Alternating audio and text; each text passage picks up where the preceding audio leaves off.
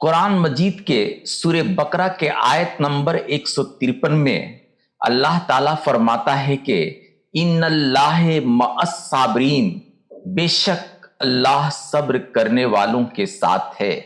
Believing in patience is a form of faith in Islam. वो लोग जिनके अंदर सब्र व तहम्मुल नहीं है वो इस्लाम से कोसों दूर हैं।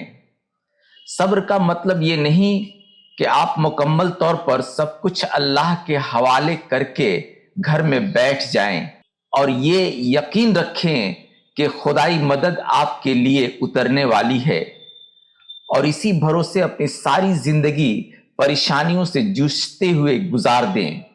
Patience in Islam does not mean giving up all vigorous activities but continuous efforts to achieve what one desires. हमें खुदा की जात पर कामिल यकीन रखते हुए उस शय के लिए कोशिशें करनी होंगी जो हमारी दस्तरस से बाहर है या जिसको पाने के लिए हमारे दिल में चाहत है। इस संसार में कुछ पाने के लिए अपने अंदर ताकत व तवानाई भरनी होगी।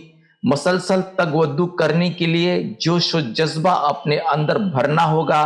अपनी सफ से आगे निकलने के लिए हिम्मत का सहारा लेना होगा। दुनिया की तारीख हमें बार बार ये सबक दे रही है कि यहाँ हमेशा ताकतवर ही किसी भी मैदान में अपनी जीत का परचम लहराया है। कमजोर और बेबस उनके पैरों तले कुचले गए हैं या हालात ने उन्हें कीड़े मकोड़ों की तरह जिंदगी गुजारने पर मजबूर किया है। Patience creates opportunities for you to build strength within your body, strengthen your inner ability to face any problem, and teach you to cope with situation. सब्र वो ताकत है जिसकी बुनियाद पर हम अपनी तरक्की और अपनी कामयाबी का खाका तैयार कर सकते हैं।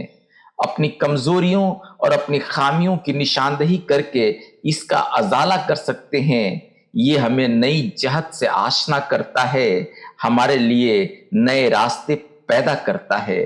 शुक्रिया दोस्तों, फिर मिलते हैं किसी दूसरी वीडियो में। तब तक के लिए खुदा हाफिज।